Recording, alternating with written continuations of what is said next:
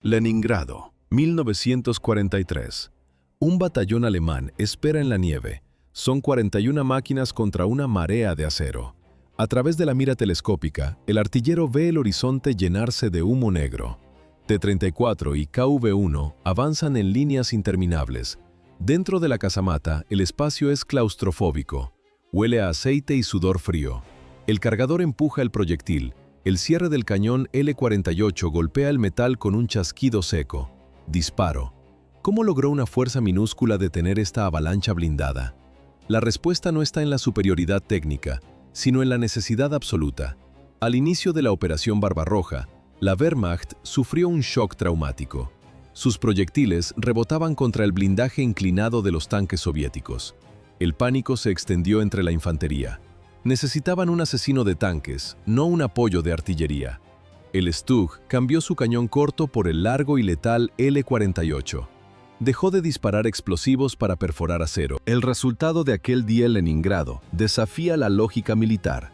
Al caer la tarde, 221 tanques soviéticos ardían en el campo. Los alemanes solo perdieron 13 vehículos. Esta desproporción definió la guerra del Stug. Un vehículo que no debía luchar contra tanques terminó destruyendo 30.000 unidades enemigas, una cifra superior a todo el parque blindado que poseía la Unión Soviética antes de la invasión. Incluso Kurt Nispel, el mayor as de blindados de la historia, consiguió la mayoría de sus 168 victorias confirmadas operando estas máquinas sin torreta. Pero la estadística no detiene balas. La supervivencia de estas tripulaciones dependía de simples láminas de acero colgadas a los costados. Los soldados las llamaban Schürzen, delantales. A primera vista, parecían chatarra improvisada, 5 milímetros de metal dulce, inútil contra un cañón de tanque, pero vital para la psicología del artillero. Esa delgada barrera ofrecía una ilusión de seguridad contra la infantería invisible, y funcionaba. En el frente oriental, el peligro tenía un sonido específico, un golpe seco contra el metal, clang. Eran los rifles antitanques soviéticos PTR.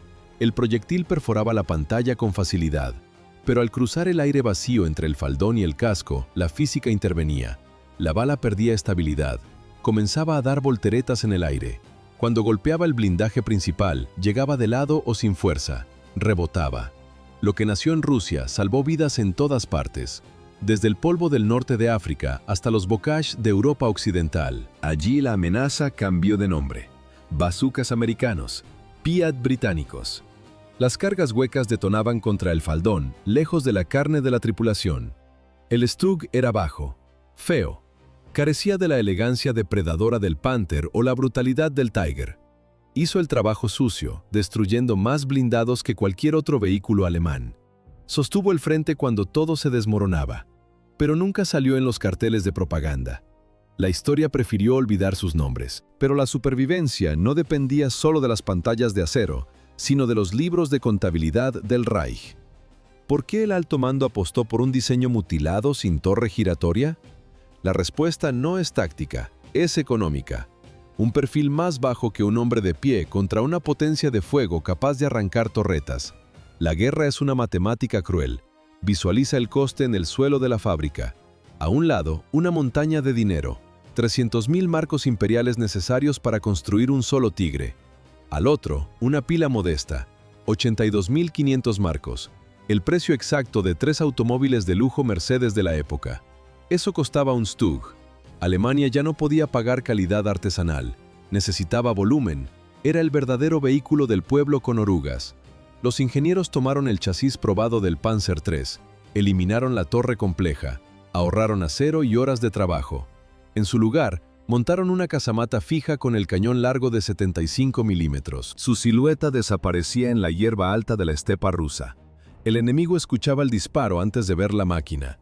Menos peso significaba menos estrés mecánico. Mientras los tanques pesados rompían sus transmisiones en el barro, los batallones de asalto llegaban al combate a tiempo. En mayo de 1945, los restos de esta máquina cubrían toda Europa, pero su historia comenzó 6 años antes con una premisa diferente. 10.000 unidades salieron de las fábricas. La industria alemana produjo más Stugs que toda la producción de tanques británicos sumada en el mismo periodo. Era el caballo de batalla, pero al principio su tripulación no buscaba duelos blindados, Su misión era servir a la infantería. El cañón corto de 75 milímetros no estaba diseñado para penetrar acero. Estaba hecho para demoler búnkeres, nidos de ametralladoras, fortificaciones. Los soldados de a pie avanzaban y el cañón de asalto despejaba el camino con fuego directo de baja velocidad. Era artillería móvil, nada más. El manual operativo prohibía explícitamente atacar tanques enemigos. La doctrina consideraba al vehículo demasiado vulnerable para ese rol. En los bastidores de munición apenas había proyectiles perforantes. Todo era alto explosivo y humo. Los artilleros vivían bajo la ilusión de que su guerra sería contra hormigón y sacos de arena. Una ilusión breve. Esa doctrina colapsó al inicio de la Operación Barbarroja, cuando sus proyectiles de corto alcance rebotaron inofensivamente contra el blindaje inclinado de los T-34. Mientras los ingenieros rediseñaban los cañones, el Ministerio de Propaganda construía mitos que sobreviven hasta hoy. Al pensar en la maquinaria alemana, la mente salta inmediatamente al Tiger o al Panther, nombres intimidantes, estrellas de cine. Pero hazte la pregunta correcta: ¿quién fue realmente el mayor asesino de los tanques aliados? La respuesta no está en los carteles de reclutamiento. El arma más letal del Tercer Reich ni siquiera era técnicamente un tanque. Era un cañón de asalto, el Stug, sin torreta giratoria, incapaz de disparar en movimiento. Las divisiones Panzer de élite lo rechazaron por considerarlo inferior, un paria mecánico. En los noticieros de la época, el Stug es casi invisible, siempre al fondo del encuadre, borroso, cubierto de barro. Mientras las cámaras adoraban la silueta de los grandes gatos, este vehículo de clase obrera sostenía el frente.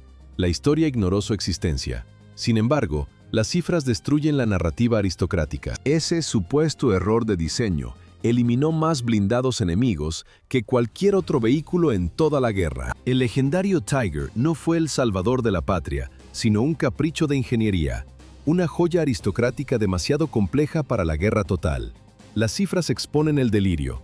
Apenas se construyeron 1.300 unidades. Del colosal Tiger II, solo 489 salieron de las fábricas. Mientras los ingenieros alemanes buscaban la perfección, los aliados apostaban por la masa. Estados Unidos fabricó 50.000 Shermans, la Unión Soviética 84.000 T-34. La proporción es absurda. Por cada Tiger alemán había 38 Shermans listos para rodearlo. El Panther repetía este patrón de arrogancia.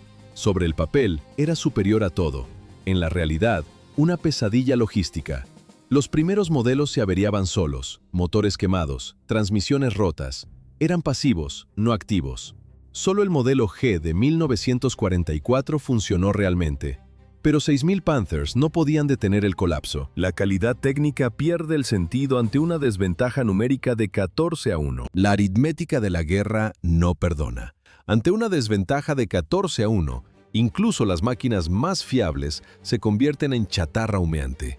La verdadera columna vertebral de la Panzerwaffe nunca fueron los Tigres, fueron el Panzer III y el Panzer IV.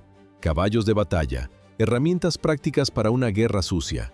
Sus tripulaciones dominaban la táctica, ejecutaban la Blitzkrieg con precisión quirúrgica. Eran superiores a sus rivales en el combate individual, fiables, letales, disponibles. Pero el combate individual dejó de existir.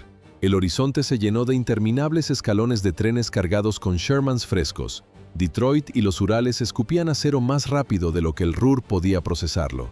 Alemania llevó cuchillos de artesano a un tiroteo industrial. Eran cuchillos magníficos, afilados, perfectamente equilibrados, pero la lluvia de plomo no cesaba. La calidad técnica se ahogó bajo el peso bruto de la cantidad. La derrota logística era absoluta. El Reich necesitaba una solución barata, rápida y desesperada. De las líneas de montaje salió rodando una silueta baja y sin torreta. Oficialmente, esos hombres no existían en las listas de blindados. Los que miraban a través de las ópticas no vestían el uniforme negro de la élite Panzer. Llevaban el gris de campo, Feldgrau. Eran artilleros, no conductores de tanques. Pero la guerra no respeta los rangos. Estos artilleros se convirtieron en la verdadera aristocracia de la supervivencia. Mientras las divisiones Panzer se llevaban la gloria en los noticieros, los batallones de Stug hacían el trabajo sucio. Entrenaban como francotiradores, disparaban a matar. Se volvieron los asesinos de tanques más eficientes de toda la Wehrmacht. La industria alemana colapsaba. Los bombardeos aliados borraron las fábricas del mapa. Ya no había tiempo para la ingeniería fina. Sobre los chasis sobrantes del Panzer IV, montaron la superestructura del cañón de asalto. Así nació el Stug 4, un híbrido de la desesperación. Luego llegó el Stug 42. Metieron un obús de 105 milímetros en el mismo chasis bajo. En los setos de Normandía, estos recortes de metal frenaron divisiones enteras. ¿Podría haber cambiado el resultado de la guerra si Alemania solo hubiera fabricado Stugs? La matemática es fría. Por el precio de cada Tiger complejo y frágil, podrían haber salido 2 Stug de las líneas de montaje. El frente se habría inundado de acero barato y letal, una marea gris en lugar de pocas joyas tecnológicas. Pero el Reich eligió el prestigio sobre la practicidad. La máquina más fabricada y efectiva de Alemania hizo su trabajo hasta el último día. Sin fanfarrias, sin mitos, el mundo simplemente olvidó su nombre.